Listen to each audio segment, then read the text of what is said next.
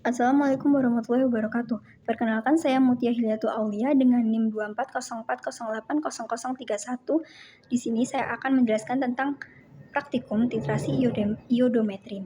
Tujuannya yaitu untuk menjelaskan proses standarisasi larutan Na-tiosulfat dengan KBRO3, lalu untuk menetapkan konsentrasi Na2S2O3, dan untuk menentukan kadar cuplikan secara iodometri. Prinsip dari titrasi iodometri yaitu bekerja berdasarkan reaksi redoks, yaitu reaksi di mana terjadi transfer elektron antara dua zat. Dalam metode ini, zat yang akan dianalisis biasanya mengoksidasi iodida atau imin menjadi iodin atau I2. Kemudian iodin yang terbentuk dititrasi menggunakan larutan tiosulfat Na2S2O3 hingga habis. Reaksi redoks utama melibatkan perubahan bilangan oksidasi, yaitu oksidasi imin menjadi I2, lalu reduksi I2 menjadi ion iodida kembali. Lalu fungsi larutan I2 dan larutan tiosulfat. Larutan I2 berfungsi sebagai zat yang dititrasi dan larutan tiosulfat sebagai titran yang mereduksi iodin menjadi iodida. Langkah-langkah utama yaitu yang pertama, buatlah larutan standar KBRO3 dengan cara menimbang secara teliti plus atau minus 0,278 gram KBRO, kemudian dilarutkan dengan aquades sebanyak 50 ml dalam gelas beker. Lalu pindahkan larutan ke dalam labu takar 10 ml dan tambahkan aquades sampai garis batas. Pipetlah 10 ml larutan KBRO di atas dan dimasukkan ke dalam Erlenmeyer 250 ml. Kemudian tambahkan 3 ml larutan KI 1M dan 2 ml HSO 1M H2SO. Lalu titrasi dengan larutan Na2S2O3 yang akan distandarisasi hingga larutan berwarna kuning muda. Lalu tambahkan 2 ml indikator amilum 1% yang baru dibuat, lanjutkan titrasi hingga warna biru tepat hilang. Ulangi titrasi sebanyak 3 kali.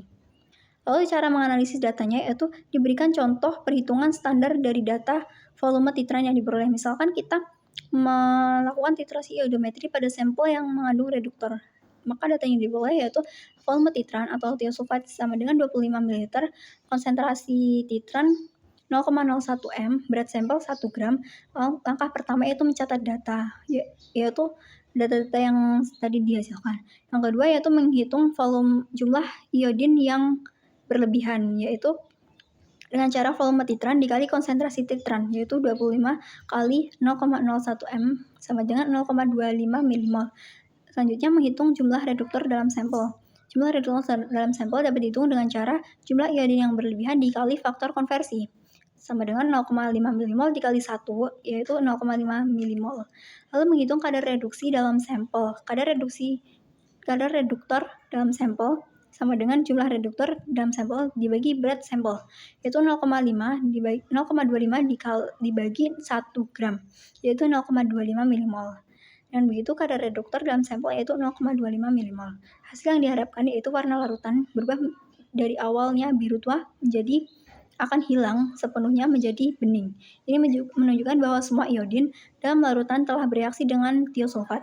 3 tips penting yaitu gunakan larutan indikator pati di waktu yang tepat, lakukan titrasi dengan perlahan dan konsisten, lakukan pengulangan yang untuk hasil yang konsisten. Lalu langkah keselamatan kerja. Yang pertama, gunakan APD atau alat pelindung diri. Lalu hati-hati saat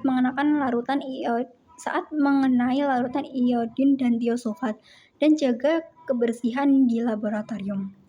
Bagian paling sulit yaitu menentukan titik akhir titrasi. Kesalahan yang mungkin terjadi yaitu penggunaan indikator pati terlalu awal sehingga hasil kurang akurat, dan cara pencegahannya yaitu sesuaikan dengan waktu yang tepat atau sesuaikan dengan langkah kerja praktikum. Lalu menambahkan larutan tiosulfat terlalu cepat sehingga reaksi tidak merata. Dan cara pencegahannya yaitu teteskan titran secara perlahan-perlahan.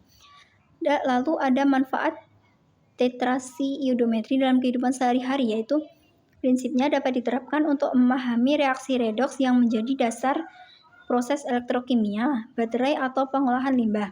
Lalu ada juga dalam dunia kerja, metode ini berguna untuk analisis kuantitatif zat kimia seperti di industri farmasi, pangan, atau lingkungan.